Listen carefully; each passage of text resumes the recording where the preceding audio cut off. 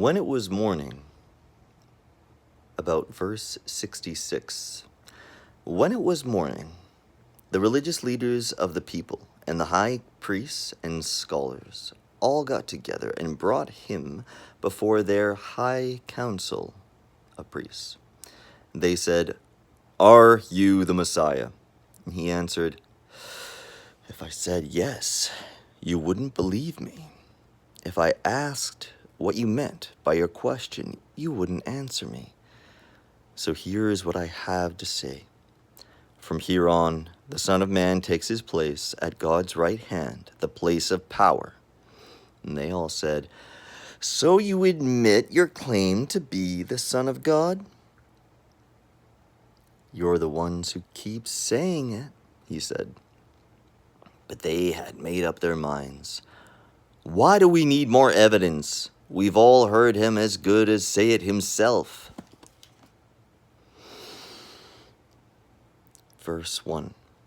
Then they all took Jesus to Pilate and began to bring up charges against him. And they said, "We found this man undermining our law and order, forbidding taxes to be paid to Caesar, setting himself up as Messiah King." Pilate, this is the governor here, the Roman governor. Pilate asked him, Jesus, "Is this true, that you're king of the Jews?" "Those are your words, not mine," Jesus replied. Pilate told the high priests and the accompanying crowd, "I find nothing wrong here. He seems harmless enough to me." But they were vehement. Vehement? It's a big word. "He's stirring up unrest among the people with his teaching, disturbing the peace everywhere, starting in Galilee and now all through Judea. He's a dangerous man, endangering the peace." When Pilate heard that, he asked, "So, he is a Galilean?" Realizing that he probably came under Herod's jurisdiction, he passed the buck to Herod, who just happened to be in Jerusalem for a few days. "Hey, while you're here, Herod, there's a problem that's your problem that you should take a look at." But Herod was delighted when Jesus showed up.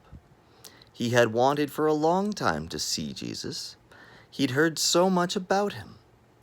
Herod hoped to see him do something spectacular. He peppered him with questions. Jesus didn't answer. Not one word.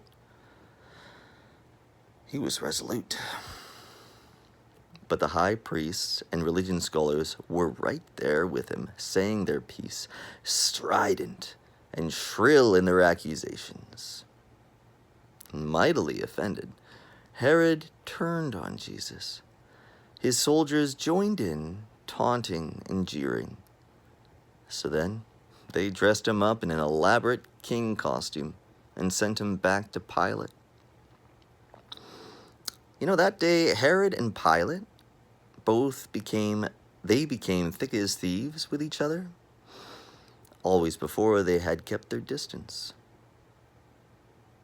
So then Pilate called in the Jewish high priests, rulers, and others and said, "You brought this man to me as a disturber of the peace. I examined him in front of all of you and found there was nothing to your charge, and neither did Herod, for he has sent him back here with a clean bill of health. It's clear that he's done nothing wrong, let alone anything deserving death. I am going to warn him to watch his step and let him go." At that, the crowd went wild. "Kill him! Give us Barabbas!" So Barabbas was another Jewish person who had been thrown in prison for starting a riot in the city and for murder. Pilate still wanted to let Jesus go, and so spoke out again. But the crowd kept shouting back, "Crucify him! Crucify him!" Pilate tried a third time. But for what crime? I found nothing in him deserving death.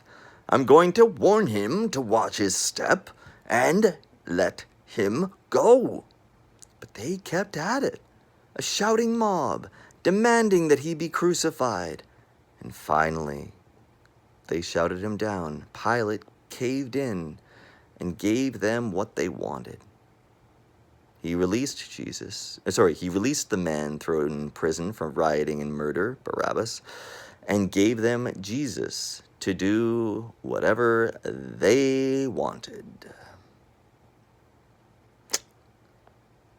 I mean, he gets crucified, so that's the Roman execution.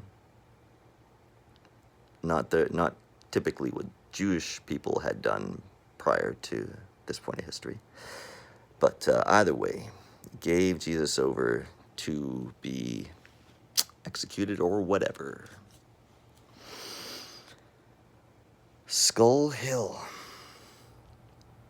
As they led Jesus off, they made a man named Simon, a man from Cyrene, who happened to be coming in from the countryside to carry the cross behind Jesus.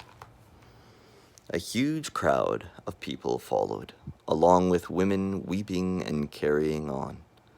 At one point, Jesus turned to the women and said, "Daughters of Jerusalem, don't cry for me. Cry for yourselves and for your children. The time is coming when they'll say, 'Lucky the woman who never conceived. Lucky the wombs that never gave birth. Lucky the breasts that never gave milk.' And they'll start calling to the mountains, 'Fall on us.' Calling to the hills, 'Cover us up.' If people do these things to a live, green tree, can you imagine what they'll do with dead wood?"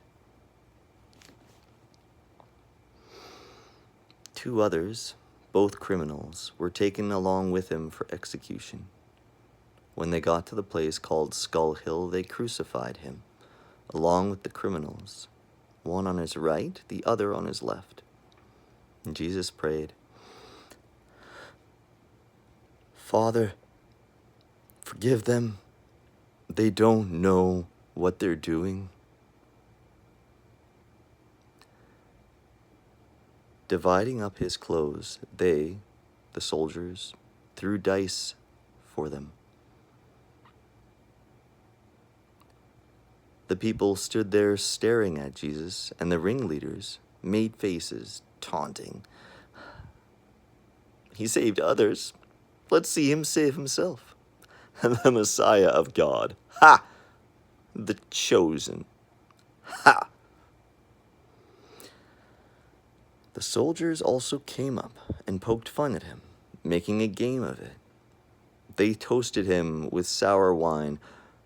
"So, you're king of the Jews. Ah, save yourself." Printed over him was a sign. "This is the King of the Jews." One of the criminals, hanging alongside, cursed him. "Some Messiah you are. Save yourself. Save us." But the other one made him shut up. "Have you no fear of God? You're getting the same as him. We deserve this. But not him. He did nothing to deserve this." Then Jesus said, then he said, "Jesus, remember me when you enter your kingdom." And Jesus said in reply, "Don't worry, I will. Today you will join me in paradise."